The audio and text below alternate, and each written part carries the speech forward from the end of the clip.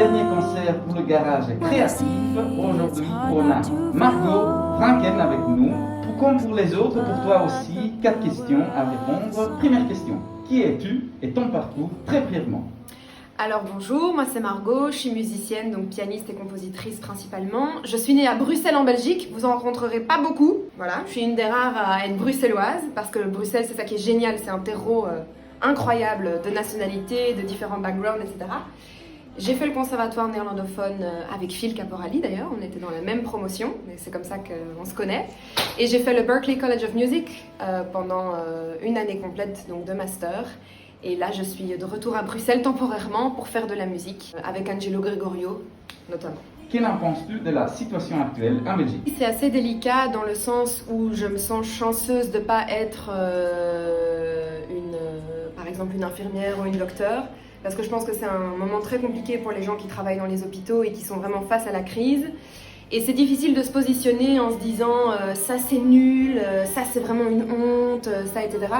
En fait la première crise, le premier confinement, je pense que les politiques auraient pu peut-être prendre le temps de tirer leçon de cette première partie et de peut-être changer les choses pour ce deuxième confinement parce qu'on savait que ça allait nous tomber dessus. Donc effectivement pour le secteur culturel c'est un coup vraiment dur parce que comme Phil l'a dit, on était déjà précarisé et fragilisé et là on sent que c'est quelque chose dans la durée. Donc on fait du mieux qu'on peut, mais voilà. J'essaye de me mettre aussi à la place des politiques. Ce sont des décisions très difficiles à prendre et j'essaye d'être nuancée par rapport à ça. Je pense que le plus logique serait de soutenir la culture financièrement jusqu'à ce qu'on puisse rouvrir normalement et encore plus de soutien financier, encore plus de soutien logistique, que la radio change ses quotas au lieu de 10 ou 15%, qu'on arrive à du 50% des artistes de la Fédération Wallonie-Bruxelles par exemple, qu'il y ait plus de musique live à la télé mais pas que de la pop ou du rock etc. Des musiques beaucoup plus variées, des musiques actuelles comme ce qu'on est en train de faire ici au Garage Créatif. Je pense qu'au niveau des pouvoirs publics, il peut y avoir plus d'effervescence encore que ce qu'on a maintenant. Voilà, ça c'est la seule chose que je pourrais dire. Mais je pense aussi que chacun et chacune fait de son mieux dans cette situation inédite, en Belgique et ailleurs. Cette question, avec ta magnifique réponse, nous amène à la troisième question. Quelle est la place alors de ton métier dans la situation actuelle? Qu'en penses-tu? Je pense qu'on est là pour faire rêver et pour donner aux gens un sentiment d'évasion depuis leur chambre, leur bureau, leur lieu de vie. Et voilà, j'espère qu'on pourra continuer à les faire rêver, même si c'est via d'autres canaux, que c'est pas forcément la musique live. Mais donc c'est ton initiative ici au Garage Créatif, c'est de continuer à faire rêver malgré la crise. Voilà. Avant de te poser la dernière question, surprise aussi pour toi, parce que on sait que tu viens de sortir ton premier album, si je ne m'abuse oui, pas. Oui, tout à fait. Et moi, personnellement, je l'ai écouté et je l'aime vraiment bien. Purpose. C'est un album qui parle de musique, d'amitié et justement de connexion et de communion entre les gens, de communication entre les gens.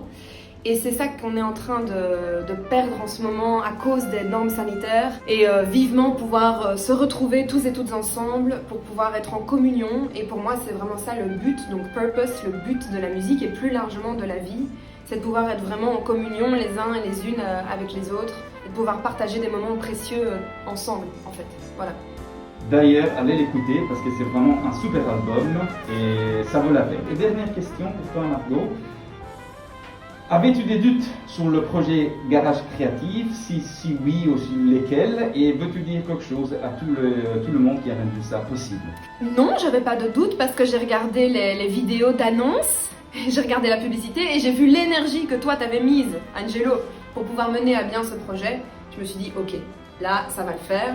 Et donc j'avais regardé aussi les vidéos avant de venir moi-même jouer au Garage Créatif. Et en fait, voilà, donc j'avais pas du tout de doute quant à la réalisation et au professionnalisme de ce projet et à ce que ce projet pourrait apporter au public.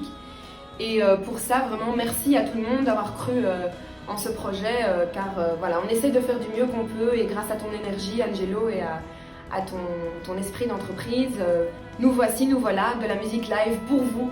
Uniquement pour vous. Tu parlais de connexion, mais oui, merci à moi, mais merci à vous, les artistes, que vous avez accepté ce défi avec moi. Merci vraiment. Bon, merci Margot, et on y va au Garage Créatif.